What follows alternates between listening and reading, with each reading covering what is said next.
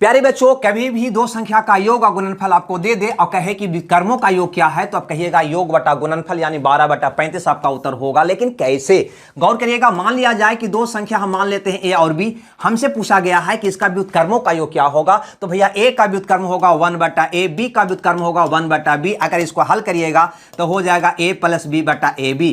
आप ही बताओगे यहां पे a + b क्या है तो आप कहिएगा योग है, ab क्या है तो आप कहिएगा गुणनफल है। क्लियर है यहां तक? आप ही बताओ, आपसे जो सवाल पूछा गया है उसका उत्तर क्या होगा। व्युत्क्रमों का योग पूछा गया है, क्या होगा तो कहिएगा योग बटा गुणनफल।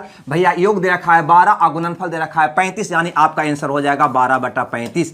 क्लियर है भाई? अब कभी भी अगर अंतर देके, यहां पे योग नहीं देके अंतर देके व्युत्क्रमों का अंतर पूछ दे तो आप कहिएगा अंतर बटा गुणनफल होगा, अंतर बटा गुणनफल होगा। हमें लगता है ये बात आपको समझ में आया होगा और बढ़िया लगा हो तो लाइक शेयर करना मत भूलिएगा। Okay, bye bye.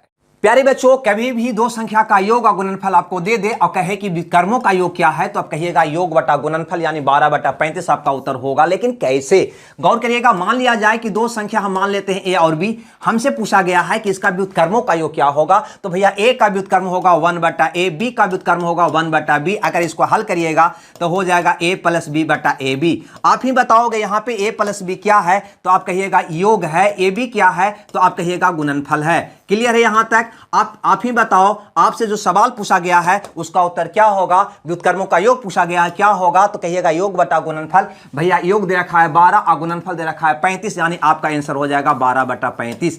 क्लियर है भाई? अब कभी भी अगर अंतर देके, यहां पे योग नहीं देके अंतर देके व्युत्क्रमों का अंतर पूछ दे तो आप कहिएगा अंतर बटा गुणनफल होगा, अंतर बटा गुणनफल होगा। हमें लगता है यह बात आपको समझ में आया होगा और बढ़िया लगा हो तो लाइक शेयर करना मत भूलिएगा। Okay, bye bye.